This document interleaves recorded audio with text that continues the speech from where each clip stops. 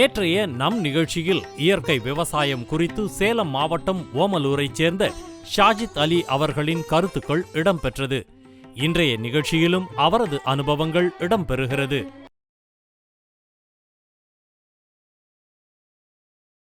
விவசாயத்தில் ஊடுபயிர் அப்படிங்கிறது இன்றியமையாதுங்க. இந்த ஊடுபயிர் அப்படிங்கிறது இன்னொரு விஷயமாக சொல்லலாம். அதாவது மோனோக்ராப், மல்டி கிராப். இப்போது இதில் தென்னை மட்டும்தான் இருந்ததுங்க. ஸோ இதில் எங்களுக்கு வருமானம் தென்னை மட்டும்தான். இதுக்கு ஊடுபயிராக முருங்கை போட்டிருக்குறோங்க. இப்போ இந்த தென்னை கொடுக்குற அதே உழைப்பு தான் முருங்கைக்கு கொடுக்குறோம். முருங்கைக்குன்னு தனியாக எல்லாம் உழைக்கிறது இல்லைங்க.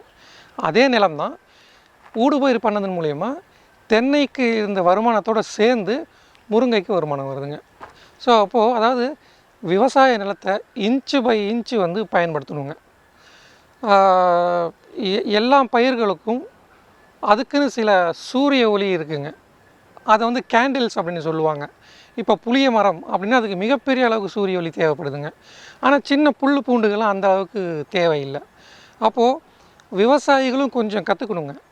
சும்மா எல்லா பயிரும் பக்கத்து நிலத்துக்காரன் போடுறான்னு போடாமல் கற்றுக்கணும். எப்படின்னா நாம் பயிர் பண்ணுற இந்த பயிருக்கு எவ்வளவு தண்ணி தேவை, எவ்வளவு சூரிய ஒளி தேவை அப்படிங்கிறது கற்றுக்கிட்டோம் அப்படின்னா இந்த மாதிரி ஊடு பயிர் விஷயங்கள்லாம் இப்போது சூரிய ஒளி தேவையான பயிரை கொண்டாந்து ஊடு பயிராக போட்டால் வளர்ச்சி வராதுங்க. அப்போது என்ன ஊடு பயிர் அப்படிங்கிறத ஸ்டடி பண்ணிக்கிட்டு அந்த ஊடு பயிர் போடும்போது ஒரே நிலம் ஒரு ஏக்கரால் ஒரு 1000 ரூபா வருமானம் வருதுன்னா கூடுதலாக 500 ரூபா வருமானம் வரதுக்கு வாய்ப்புகள் இருக்குதுங்க. இப்போது எங்கள் இதில் பார்த்திங்க அப்படின்னா ஒரு முருங்கை மரம், மிளகாய் மரம்ங்க. மிளகாய் செடின்னு தான் கேள்விப்பட்டிருப்பீங்க. இது மிளகாய் மரம்ங்க. அது பார்த்திங்க அப்படின்னா 5 வருஷமாக இருக்குதுங்க. ஆனால் நம்ம மிளகாய் செடி என்ன பண்ணுவோம், மொத்தமாக போடுவோம். அது மிளகாய் சீசன் முடிஞ்சதுக்கப்புறம் நாம் அதை பிடுங்கி வீசிடுவோங்க. ஸோ இப்படி ஊடு பயிர் பண்ணும்போது பார்த்திங்கன்னா அது நமக்கு கூடுதல் வருமானம். அதுக்காக நம்ம எந்த அக்கறையும் பண்ண தேவையில்லைங்க. இன்றைக்கி நம்ம இந்தியாவில் இருக்கிற மிகப்பெரிய விஷயம் வேலைவாய்ப்புங்க. பிஇ படித்தவங்க கூட இன்றைக்கி கார்ப்பரேஷனில் க்ளீன் பண்ணுறதுக்கு போய் அப்ளை பண்ணுற மாதிரி நம்ம செய்திகளில் பார்க்குறோம்.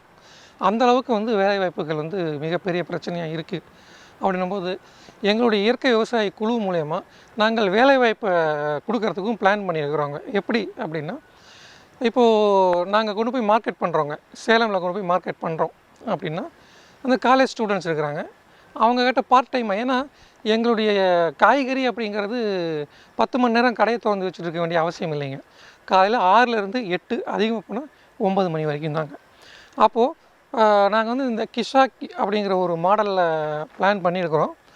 இப்போ நம்ம எக்ஸிபிஷன்லாம் போனோம் அப்படின்னா உள்ளே அந்த தனித்தனியாக ஸ்டால் இருக்கும் இல்லைங்களா, ஒரு பிளாஸ்டிக்கில், அந்த மாதிரி ஒரு ஸ்டால் பிளான் பண்ணியிருக்கிறோங்க. அந்த ஸ்டாலை நாங்கள் அவங்களுக்கே ஃப்ரீயாக தரோங்க. அவங்க எதுவும் இன்வெஸ்ட்மெண்ட் பண்ண தேவையில்லை. ஏன்னா அவங்க காலேஜ் ஸ்டூடெண்ட்ஸ் ஏதாச்சும் வருமானம் வரணும்னு தான் வராங்க. அவங்க கிட்ட போய் நீ கொஞ்சம் முதல் கொடுன்னு கேட்டால் வரமாட்டாங்க. அவங்களுக்கு நாங்கள் இந்த விஷயங்களும் கொடுத்துட்டு காய்கறிகளும் கொடுத்துட்றோம். அவங்களுக்கு ஒரு ரேட் ஃபிக்ஸ் பண்ணி கொடுத்துட்டோம்னா அவங்க ஒரு 8 மணி 9 மணி வரைக்கும் என்ன விற்க முடியுமோ அதை விற்றுட்டு அவங்களுக்குரிய என்ன ஒரு அவங்களுக்கு தேவையான எந்த பணம் தந்தால் அவங்களுக்கு சரியாக இருக்குமோ அந்த பணம் தரதுக்குரிய வாய்ப்புகளும் இங்கே இருக்குது. அதன் மூலயமா வேலை வாய்ப்புகள் ஏற்படுத்தலாங்க. இந்த இயற்கையில் இன்னொரு மிகப்பெரிய வேலை வாய்ப்புங்க. இன்றைக்கி பார்த்திங்கன்னா ஒரு உரத் தொழிற்சாலை, அதில் 1000 பேர் வேலை செய்கிறாங்க. ஏன் அதே செட்டப்பை ஏன் இயற்கை விவசாயத்தில் எடுத்துகிட்டு வரக்கூடாது அப்படின்னு யோசிச்சுக்கிட்டு இருக்கிறோம். உதாரணமாக பார்த்திங்க அப்படின்னா இயற்கை விவசாயத்துக்கு மாடு வேணுங்க, ரொம்ப முக்கியம். மாடு இல்லாமல் இயற்கை விவசாயம் பண்ண முடியாதுங்க. ஆனால் இயற்கை விவசாயத்தில் ஒரு மிகப்பெரிய சிக்கல் பார்த்திங்கன்னா இந்த மாடுகளை பராமரிக்கிறதுங்க. எல்லாராலையும் அதை பண்ணிட முடியாதுங்க. அதை விருப்பப்படுறவங்க பண்ணுறாங்க. இப்போ எங்ககிட்ட மாடு இல்லைங்க. ஆனால் நாங்கள் என்ன பண்ணுறோன்னா, நம்ம ஏற்காடு அடிவாரத்தில் மலை மாடுகள் இருக்குதுங்க. அவங்க காலையிலனா மலை மேலே ஏற்றி விட்ருவாங்க, சாயந்தரமானால் அது கீழே வந்துடுங்க. நாங்கள் அங்கே போயிட்டு எங்களுக்கு தேவையான கோமியமாகட்டும் பசுஞ்சாணமாகட்டும் நாங்கள் அவங்ககிட்டருந்து வாங்கிட்டு வந்துடுறோம். இப்போ நிறைய பேர் மாடு வச்சுருக்குறாங்க, ஆனால் விவசாய நிலம் இல்லை. அவங்ககிட்டருந்து அந்த சாணியும் கோமியம் இதெல்லாம் கலெக்ட் பண்ணிக்கிட்டு சென்ட்ரலைஸ் பண்ணலாங்க. இயற்கை இடுபொருளுக்கு ஆதாரமே பசுஞ்சாணமும் கோமியம் தாங்க. மற்றதெல்லாம் அடிஷ்னல் தாங்க. ஸோ இதை கலெக்ட் பண்ணி அந்த பெண்களுக்கு ஒரு வேலைவாய்ப்பு அப்படிங்கிற முறையில் இதை எப்படி தயாரிக்கிறது அப்படிங்கிறது ஒரு ட்ரைனிங் தந்துட்டோம் அப்படின்னா அவங்க மிகப்பெரிய அளவுக்கு வந்து இடுபொருட்களை தயாரிக்கலாங்க. இந்த இடுபொருட்களை இயற்கை விவசாயம் பண்ணுற விவசாயிகள் அங்கேருந்து வாங்கிக்கலாம். அதாவது இதில் சொல்ல வர விஷயம் நம்பிக்கைங்க. திரும்ப சொல்கிற ஒரு விஷயம், ஏன்னா நாங்கள் விவசாயிகள் எப்படி எங்களுடைய பொருட்களை வந்து சரியான முறையில் தயாரித்து தரோமோ அதே மாதிரி தான் எங்களுடைய இடுபொருள் தயாரிப்பு இருக்குங்க. நாங்கள் ஆரம்பத்தில் பிளான் பண்ணியிருக்கிறோம், எங்களுடைய குரூப் ஃபார்மர்ஸ்க்கு மட்டும் இந்த மாதிரி பண்ணிக்கலாம். ஏன்னா ஒவ்வொருத்தரும் 2 ஏக்கரா 3 ஏக்கரா 4 ஏக்கரா வச்சுருக்காங்க. தனித்தனியாக வந்து அதை வந்து ப்ரிப்பேர் பண்ணுறதுக்கு பதிலாக சென்ட்ரலைஸ்டாக ப்ரிப்பேர் பண்ணிக்கிட்டு நம்ம ஷேர் பண்ணும்போது என்ன ஆகுதுன்னா நம்மளுடைய நேரமும் வந்து மிச்சமாகுங்க, குவாலிட்டியும் வந்து நம்ம பெரிய அளவுக்கு மெயின்டைன் பண்ணிக்கலாங்க. இதன் மூலயமா ஒரு கிராமத்தில் ஒரு வேலைவாய்ப்பு வந்து ஏற்படுத்தலாங்க. ஏன்னா படித்தவங்களுக்கு எங்கே போனாலும் வேலை இருக்குங்க. ஆனால் இன்னும் கிராமத்தில் படிக்காதவங்க இருக்கிறாங்க. ஒரு 7வது 8வது படிச்சுட்டு கட்டட வேலைக்கு போகிறாங்க. அவங்களால கட்டட வேலைக்கு போகிற அளவுக்கு, ஏன்னா கட்டட வேலைங்கிறது ஒரு குறிப்பிட்ட அளவு வரைக்கும் தான் உடலில் வந்து வலு இருக்க வரைக்கும் தான் செய்ய முடியுங்க. அந்த மாதிரி இருக்கிறவங்க எங்களுக்கு தெரிஞ்சு நிறைய பேர் இருக்கிறாங்க. அவங்களுக்கு வந்து இந்த வேலைவாய்ப்பு தரலாங்க. வேலைவாய்ப்பு தரதுக்கு மூலிமா நம்ம என்ன பண்ணலாம் அப்படின்னா மிகப்பெரிய அளவுக்கு ஒரு கிராமத்தினுடைய பொருளாதார வளர்ச்சிக்கு வந்து இயற்கை விவசாயிகள் வந்து உறுதுணையாக இருப்போங்க. ஸோ ஆக்சுவலாக இயற்கை விவசாயத்தில் இப்போ நிறைய பேர்த்துக்கு ஒரு சந்தேகம் வரும், இயற்கை விவசாயம்னா என்ன, அவங்களும் அதை தானே பண்ணுறாங்க அப்படின்ட்டு. இப்போ இது வரைக்கும் இந்த செயற்கை விவசாயம் அப்படின்றது என்ன பண்ணுறாங்க அப்படின்னா அந்த செடிகளுக்கு மேலே பண்ணுறாங்க. ஒரு செடி மேலே முளைச்சி வந்துருச்சா அதுக்கு என்ன பிரச்சனை, ஸோ அந்த மேலே இருக்கிற வளர்ந்து மேலே வந்த செடிகளுக்கு பண்ணுறதாங்க வந்து செயற்கை விவசாயம். இயற்கை விவசாயம் அப்படிங்கிறது மண்ணுக்கு பண்ணுறதுங்க, மண்ணை வளப்படுத்துறதுங்க. மண்ணை வளப்படுத்துறதன் மூலியமாக விவசாயம் பண்ணுறது தாங்க வந்து இயற்கை விவசாயம். இதில் பார்த்திங்கன்னா உயிர்ச்சூழல் அப்படின்ட்டு ஒரு விஷயம் இருக்குங்க. காலங்காலமாக அந்த உயிர்ச்சூழல் இருந்து வந்தது, நாம் வந்து அதை பிரேக் பண்ணிட்டோங்க. அது விவசாய பொருட்களாகட்டும் இல்லை விலங்கினங்களாகட்டும் எல்லாத்துலேயும் வந்து அதை நாம் பிரேக் பண்ணிட்டோங்க. எப்படின்னா விதைங்க, விதையிலேருந்து செடி வருது, மரம் வருது, பூ வருது, காய் வருது, திரும்ப பழம் வருது, அதுலேருந்து விதை வருதுங்க. இது வந்து ஒரு உயிர்ச்சூழல், ஒரு செடிக்குரிய ஒரு வளர்ச்சிங்க. இதில் இப்போது சீட்லெஸ் அப்படின்ட்டு அந்த விதையில்லா பழங்களாகட்டும் காய்களாகட்டும் எடுத்துகிட்டு வந்துட்டாங்க. அதாவது இயற்கை அப்படிங்கிறது பாதுகாக்க வேண்டிய ஒரு விஷயங்க, காலங்காலமாக பாதுகாத்துட்டு வந்தது தாங்க. ஏன்னா இந்த ஒரு பூமி இருக்குங்க, இந்த கலை கூட இயற்கை விவசாயத்தை பொறுத்த வரைக்கும் இந்த கலை கூட நண்பன் தாங்க. ஆனால் செயற்கை விவசாயத்தில் எடுத்த உடனே பூச்சிக்கொல்லி அடித்து வச்சுருவாங்க. அப்போது இந்த ஒரு பூமிங்க, இந்த பூமியில் ஆண்டவன் படைத்த அத்தனை விஷயங்களும் நன்மை பயப்பதற்காக தாங்க. நிகழ்ச்சியில் தொடர்வது கோவை மாவட்டம் காரமடை மங்களக்கரைப்புதூரில் நந்தகுமார் ஃபார்ம் ஹவுஸ் என்ற ஒருங்கிணைந்த பண்ணை குறித்த தகவல்களை அதன் மேலாளர் சோமசுந்தரம் பகிர்ந்து கொண்டார். இந்த பண்ணையில் கருவேப்பிலை, வாழை, பாக்கு, மஞ்சள் மற்றும் மாட்டுத்தீவன பயிர்கள் சாகுபடி செய்வதுடன் ஆடு, கோழி, மாடுகளும் வளர்க்கப்படுகின்றன. அது பற்றி பகிர்ந்து கொள்கிறார் சோமசுந்தரம் அவர்கள். என் பேர் சோமசுந்தரம், நான் இந்த ஃபார்மில் மேனேஜராக இருக்கேன். இந்த ஃபார்மோட ஓனர் வந்து நந்தகுமார், அவர் ஒரு என்ஜினியரு. அவருக்கு வந்து விவசாயங்கிறது ஹாபியாக ஆர்கானிக் முறையில் பண்ணிகிட்ருக்காரு. பார்த்திங்கன்னா கருவேப்பிலை, வாழை, பாக்கு, மாட்டுக்குண்டான பயிர் வகைகள் கோ6, கோ5, ஆஸ்திரேலியா நெஃபியர், இந்த மாதிரி நிறைய வெரைட்டி மாட்டுக்கு உண்டானது போட்டிருக்கோம். கருவேப்பிலை வந்து ஆக்சுவலாக கட்டிங் வரைக்கும் 20 வருஷம் வச்சுக்கலாம். 75 நாள்லேருந்து 90 நாளுக்குள்ள ஒரு கட்டிங், வருஷத்துக்கு 4 தடவை கட் பண்ணிக்கலாம். மனிதனுக்கு உணவுப் பொருளில் கருவேப்பிலை நல்ல ஒரு மருந்தாக இருக்குது. ஆனால் நம்ம யாரும் அதை பயன்படுத்திக்கிறது இல்லை. அதில் 18 வகை மினரல்ஸ் இருக்குது. நம்ம வந்து இங்கே விவசாயம் வந்து ஆர்கானிக் முறையில் பண்ணுறோம். நம்ம வந்து மெட்ராஸ், திருச்சி, பெங்களூர்லாம் அனுப்புகிறோம். ஆக்சுவலாக இன்றைக்கி அனுப்பணுன்னா அவங்க நாளைக்கு பையை எடுத்து அவங்க சேல்ஸ் பண்ணிக்குவாங்க. அது இல்லாமல் கருவேப்பிலை வந்து பவுடராக பண்ணி நம்ம ஃபுட்டில் வந்து கருவேப்பிலை வந்து உணவு இதில் தாளிக்கும் போது எடுத்து வீசிடுவோம் சாப்பிடும்போது. அதை பவுடராக பண்ணி நம்ம உணவுப் பொருளை சேர்த்துட்டோம்னா அதை நம்மளுக்கு உணவுக்கு உண்டான எல்லாமே மினரல்ஸ் எல்லாம் கிடைக்கும். கருவேப்பிலை பொறுத்த வரைக்கும் பவுடர் வந்து ஒரு 6 மாதம் வச்சுக்கலாம். நல்லா சுத்தமான இதில் வச்சோம்னா 6 மாதம் வச்சுக்கலாம். கருவேப்பிலை வந்து நிழல்லையே உலர்த்தி அந்த நீங்கள் கருவேப்பிலையை யூஸ் பண்ணால் கூட நீங்கள் 6 மாதம் வைக்கலாம். இந்த கருவேப்பிலை வந்து நிழல்லையே கழுவி நிழல்லையே காய வச்சு காஞ்ச கருவேப்பிலையை நீங்கள் யூஸ் பண்ணி பாருங்கள், அதோட மணமோடு இருக்கும். நீங்கள் 6 மாதம் வரைக்கும் யூஸ் பண்ணிக்கலாம். கருவேப்பிலை பார்த்திங்கன்னா 2 ரகம் இருக்கும், பச்சையும் செங்காம்பு. செங்காம்பு கருவேப்பிலை கொஞ்சம் பச்சை விட கொஞ்சம் க்ரோத்தும் இருக்கும், வேல்யூவும் இருக்கும். கருவேப்பிலை வந்து ஒரு ஏக்கராவுக்கு கிட்டத்தட்ட ஒரு 4லேருந்து 5 டன் மகசூல் எடுக்கலாம் 3 மாதத்துக்கு ஒருக்கா. இன்றைக்கி மார்க்கெட் பொறுத்தளவு கருவேப்பிலை வந்து நார்மலான ரேட்டு 25 to 30 விற்கிது. நம்மளுக்கு ஆர்கானிக்குங்கிறதுனால 30லேருந்து 40 வரைக்கும் போகும். நாங்கள் ஆர்கானிக்கில் பண்ணுறோம். கருவேப்பிலை பொறுத்தளவு செங்காம்பு தான் பெஸ்ட்டு. அதாவது கொஞ்சம் மருத்துவ குணம் அதிகம். அதில் கருவேப்பிலை பொறுத்தளவு கிட்டத்தட்ட வருஷத்துக்கு நீங்கள் நான் ஒரு ஏக்கராக்கு 4 டன்னுன்னா 4 தடவை கட் பண்ணுவோம். 4 தடவை 16 டன்னு. இன்றைக்கி மார்க்கெட் பார்த்திங்கன்னா நார்மல் ரேட்டே 30 ரூபான்னா கூட அதுக்கு நல்ல வேல்யூ இருக்குது. கருவேப்பிலை பொறுத்து நல்ல வேல்யூ இருக்குது. ஆனால் இது கூடிசி அதாவது நம்ம கட் பண்ணி நம்மளுக்கு ஒரு தடவை பயிர் நட்டாச்சுன்னா நம்ம 20 வருஷம் கட் பண்ணிட்டே இருக்கலாம். அது ஒன்றும் இப்போ நம்மளுக்கு இது இருக்காது, வந்துகிட்டே இருக்கும், மகசூல் தந்துகிட்டே இருக்கும். கருவேப்பிலை பொறுத்தவரை விவசாயிகளுக்கு நல்ல ஒரு விளைபொருள் தான். கருவேப்பிலை என்னென்னா நம்மளுக்கு வந்து செலவு கம்மி. அதாவது களை எடுக்கிறதோ உழவு ஓட்டுறது இந்த மாதிரியான பார்த்தோம்னா ரொம்ப கம்மி. மற்ற பொருளுக்கு தண்ணி மெயினாக நம்ம ஏரியாவில் வந்து தண்ணி வசதி கருவேப்பிலை பொறுத்தவரை தண்ணி வந்து கம்மியாக இருந்தால் போதும். தென்னையோ பாக்கோ வாழைக்கோ இருக்கிறதுல 3 ரூபாய்க்கு தண்ணி இருந்தால் கூட போதும்.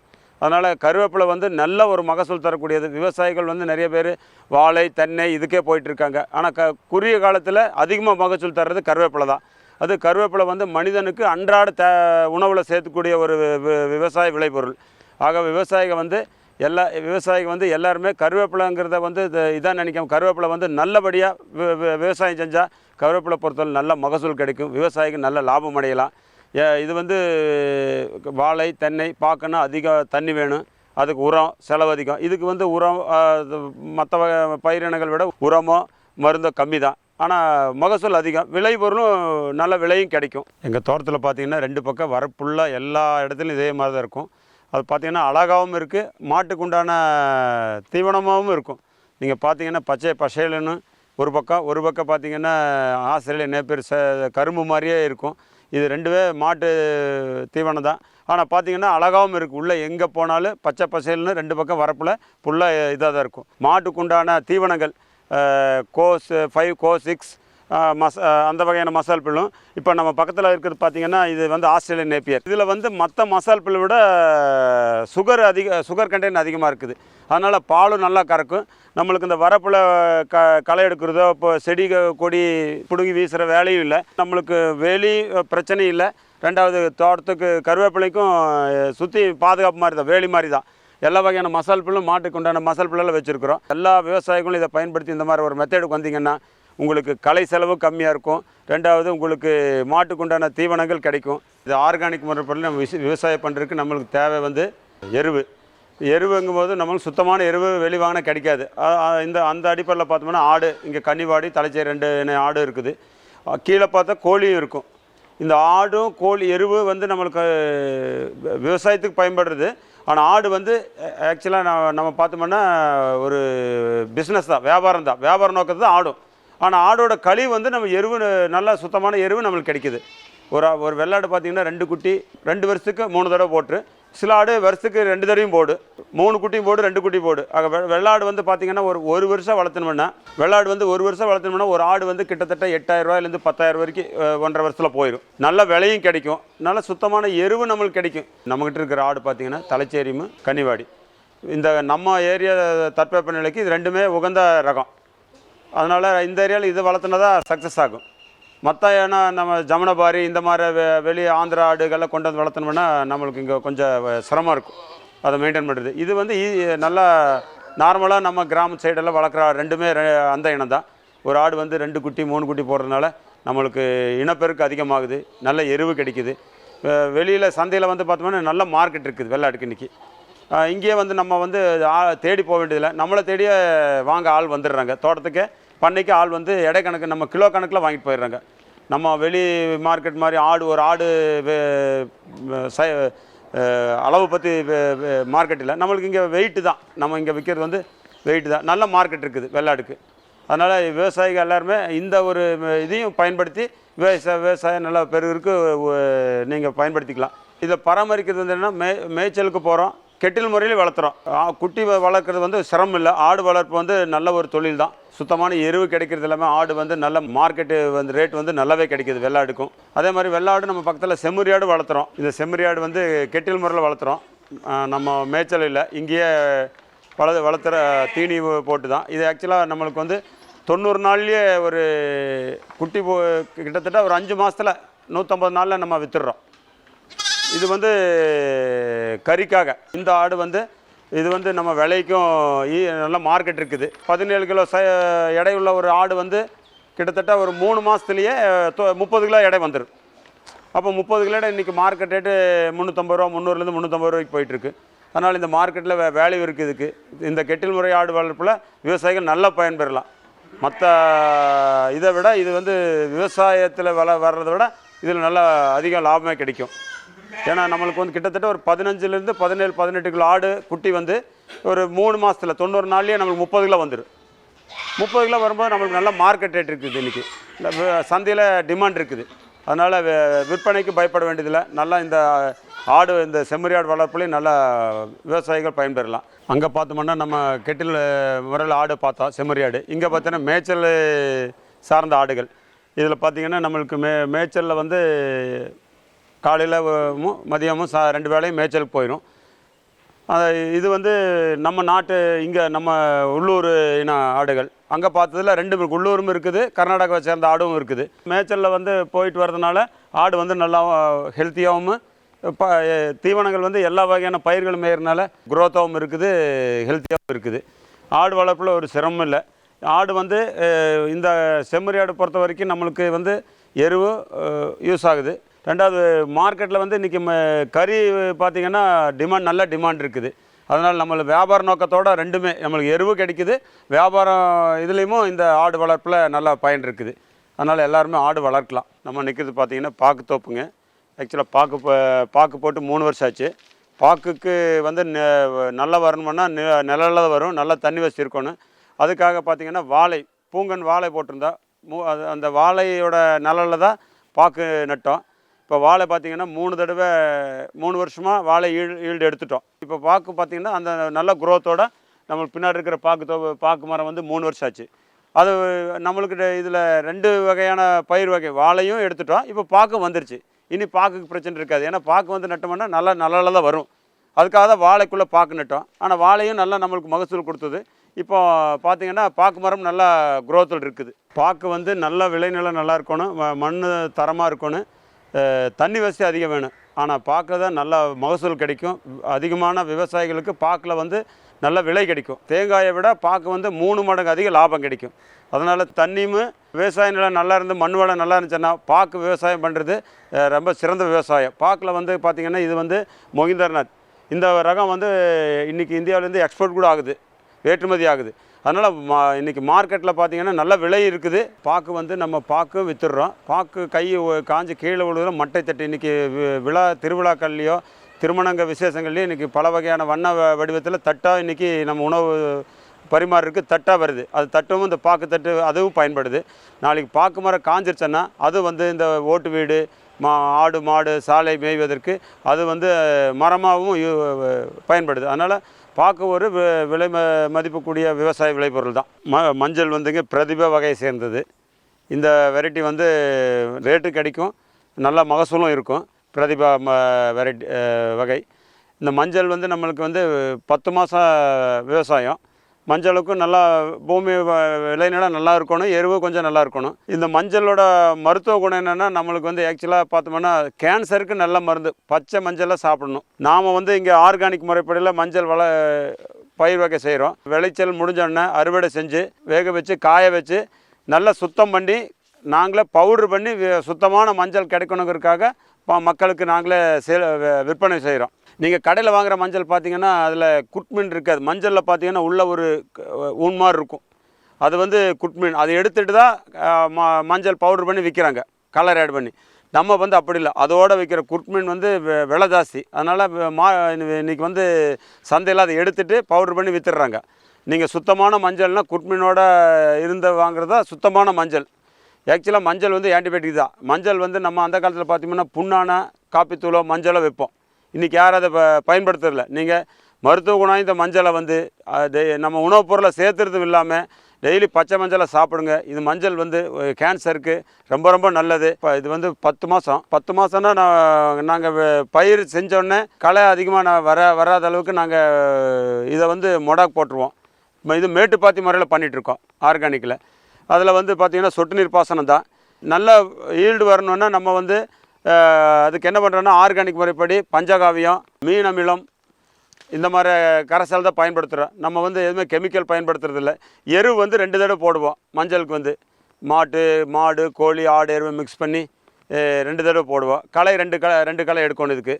அப்புறம் பார்த்தீங்கன்னா அதிகமாக உள்ள வந்து களை வந்துச்சுன்னா கையில் எடுத்துருவோம். மஞ்சள் வந்து பயிர் வாழை மாதிரி தான். மஞ்சளும் ஒரு 10 மாதம் 1 வருஷம் பயிர் தான். அதனால் நீங்கள் மஞ்சளில் வந்து இன்றைக்கி மார்க்கெட் வந்து நல்லாவே இருக்கும். மஞ்சள் வந்து பயன்படுத்தாத வீடும் இல்லை, இன்றைக்கி விசேஷம் இல்லை. மஞ்சள் ஒரு எல்லாருக்குமே பயன்படக்கூடிய ஒரு இதுங்கிறதுனால நீங்கள் மஞ்சள் வந்து நல்லாவே விளை பண்ணிங்கன்னா மார்க்கெட். நம்ம மாட்டு பண்ணையில் பார்த்தீங்கன்னா மாடு வந்து நாட்டு வகை மாட்டில் வந்து காங்கயம், காங்க்ரோஜு, தார்பார்க்கர், ரெட் சிந்து மாடு, இந்த மாதிரி நிறைய வெரைட்டி இருக்குது. இல்லை நாட்டு மாடில் என்னென்னா நாட்டு மாடு பால் வந்து இன்றைக்கி வியாபாரத்தில் நல்ல முறையில் நாட்டு மாடுக்கு வேல்யூ இருக்குது. சாதாரண பாலை விட நாட்டு மாடு பால் வந்து 2 மடங்கு விலைக்கு வாங்கிக்கிறாங்க. இங்கேயே வந்து நம்மக்கிட்ட பால் வந்து வாங்கிட்டு போயிடுறாங்க. நம்ம பால் விற்பனைக்கு நம்ம தேடி போக வேண்டியதில்லை, நம்மளை நாடி வந்து வாங்கிக்கிறாங்க. அதுலேயும் நம்ம ஒரு சிலர் வந்து நம்மகிட்ட வாங்கி கொண்டு போய் வியாபார நோக்கத்தில் அவங்க வந்து வெளி மார்க்கெட்டில் அதிகமான விலைக்கு விற்கிறாங்க. அதுவும் ஒரு வகையில் அவங்களுக்கு பயன்படுது, எங்களுக்கும் பால் விற்பனை ஆயிடுது. அப்புறம் நாட்டு மாட்டுத்தில் பார்த்திங்கன்னா பால், தயிர், நெய், கோமயம், சாணம், இது வந்து பஞ்சகாவியமாக இன்றைக்கி மருத்துவ குணத்தில் பஞ்சகாவியமாக பயன்படுத்துகிறேன். நிறைய இடத்துல இன்றைக்கி பஞ்சகாவியம் வந்து நல்ல மருந்தாக போயிட்டுருக்குது. இன்றைக்கி மாடோட இதில் வந்து நம்மளும் விவசாயத்துக்கும் அதே மாதிரி சாணம், கோமயம், இது வந்து ஜீவாமிர்தமாக சேர்த்து ஜீவாமிர்தம் பயன்படுத்துகிறோம். ஜீவாமிர்தம் வந்து நல்ல இது இருக்குது. பஞ்சகாவியம் அது மாட்டிலேருந்து வர்ற 5 வகையான பொருளை எடுத்து தான் பஞ்சகாவியம் செய்கிறோம். அதுவும் வந்து பயிர் வகைக்கு தெளிக்கிறோம். வரப்பில் பார்த்திங்கன்னா பல வகையான மசால் பில் இருந்தது. அதுதான் இன்றைக்கி பார்த்திங்கன்னா மாட்டுக்கு வந்து நம்ம வந்து கட் பண்ணி அதுதான் தீவனம் போடுறோம். உலர் தீவனம் பார்த்திங்கன்னா நம்மளே வந்து வெளி மார்க்கெட்டில் வாங்குறதில்ல. உளுந்த குருணை, துவரப்பொட்டு, தேங்காய் புண்ணாக்கு, கடலை புண்ணாக்கு, மினரல்ஸ், தாதுப்பு, நம்ம சாப்பிட்ற உப்பு, இது எல்லாம் சதவீத அடிப்படையில் நம்ம வந்து மிக்ஸ் பண்ணி மாட்டுக்கு பயன்படுத்துகிறோம். நம்ம வெளி மார்க்கெட்லேருந்து வாங்குறதில்ல. அதனால் தரமானதாக இருக்குது. நம்மகிட்டும் சிலர் வந்து விவசாயிக்கு வந்து மாட்டுக்கு அதை வாங்கிட்டு போயிடுறாங்க. ஏன்னா தரமானது வந்து மலிவான விலையில் தரமான பொருள் கிடைக்கிறது இன்றைக்கி கஷ்டம். அது எங்ககிட்ட கிடைக்கிறதுனால விவசாயிக்கு வந்து அதை வாங்கிக்கிறாங்க. பாலும் அதே மாதிரி மாட்டில் வந்து நம்ம பால் வந்து வெளி மார்க்கெட்டுக்கு நம்ம போகிறதில்ல. சொசைட்டி இருக்குது, இருந்தாலும் இங்கேயே வந்து சுத்தமான பால் கறந்த இடத்துல கிடைக்கிறதுனால எல்லாம் வந்து இங்கேயே வாங்கிக்கிறாங்க. எங்களுக்கு பால் விற்பனையும் கஷ்டம் இல்லை. அதனால் மாடு வளர்ப்புங்கிறது வந்து ஒரு உன்னதமான ஒரு இதுதான். எல்லா விவசாயிகளும் இந்த மாட்டு வளர்ப்பை வந்து அதிகமாக நீங்கள் செய்யலாம். ஏன்னா நம்மளுக்கு வந்து ஜெர்சி மாட்டில் வந்து பால் அதிகமாக கிடைக்கும், நாட்டு மாடில் வந்து பால் கம்மியாக கிடைக்கும். ஆனால் அது நாட்டு மாடுக்கு இப்போ ஜெர்சிக்கு வித்தியாசம் என்னென்னா அந்த அளவுக்கு விலை கிடைக்குது, 2 மடங்கு விலை கிடைக்குது. அதனால் நீங்கள் நாட்டு மாடு வளர்க்கல ஆர்வமாக இருந்து நீங்கள் இந்த நாட்டு மாடு வளர்க்கணும்னு நாங்கள் சொல்லிக்க ஆசைப்பட்றோம். நம்ம முதல்ல நாட்டு மாடு வாங்கினப்போ இங்கேருந்து காலை சேர்த்துறதுக்காக அன்னூர் வரைக்கும் போயிருந்தோம். இங்கே எங்கேயுமே கிடையாது. இங்கேருந்து கிட்டத்தட்ட ஒரு 15 கிலோமீட்ரு. அங்கே ஒரு காலை சேர்த்துருக்கு 1500 சார்ஜ் கொடுத்து காலை சேர்த்துட்டு வந்தோம். அதுக்கப்புறம் தான் நம்ம நிறுவனர் நந்தகுமார் அவர்கள் என்ன பண்ணாங்கன்னா, இந்த மாதிரி விவசாயிக்கு வந்து நாட்டு மாடை வளர்க்கறதுல இருக்கிற சிரமத்தை அறிஞ்சு நம்ம நாட்டு மாடு அதிகமாக வாங்கி இன்றைக்கி காலை சேர்த்துருக்கு யார் வந்தாலும் ஃப்ரீயாக நம்மக்கிட்ட எப்போ வந்தாலும் காலை சேர்த்துட்டு போகலாம். அது எந்த வித கட்டணம் இல்லாமல் எந்த நேரம் வந்தாலும் நம்ம நாட்டு மாடு வந்து காலை சேர்த்துட்டு போகலாம். இன்றைக்கி வரைக்கும் அது நடந்துகிட்ருக்குது. இனி எப்போவும் நடக்கும். நம்ம நந்தகுமார் அவர்கள் வந்து அது ரொம்பவும் நாட்டு மாடு வளர்க்கறதுல ஆர்வமாக அது பெருக்கணுங்கிறதுக்காக ஒரு நல்ல நோக்கத்தோடு அவர் செஞ்சிட்ருக்காரு. இதை எல்லா விவசாயிகள் பயன்படுத்திக்கலாம். ஓகே. நம்ம பார்க்குறது தென்னந்தோப்புங்க. தென்னை மரம் வந்து நல்ல மதிப்பு கூட்டு ஒரு விளைபொருள் தான்.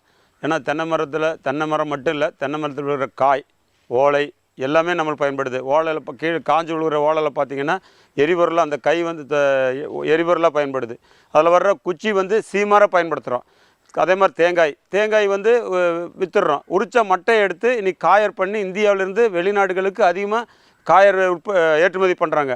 அதனால் தென்னை மரம் ஒரு மதிப்பு கூட்டு விளைபொருள் தான். தென்னை வந்து விவசாயிகள் வந்து தென்னை விவசாயம் பண்ணி நல்ல பயனை பெறலாம். அதனால் தென்னை மரம் பார்த்திங்கன்னா உங்களுக்கு ஒன்றும் அதிகம் செலவில்லை. 75 நாளுக்கு ஒருக்கா நம்ம தேங்காய் போட்டுறோம். தேங்காய் இன்றைக்கி சந்தையில் நல்ல மார்க்கெட் இருக்குது. மட்டை எல்லாத்துக்குமே இன்றைக்கி விலை இருக்குது.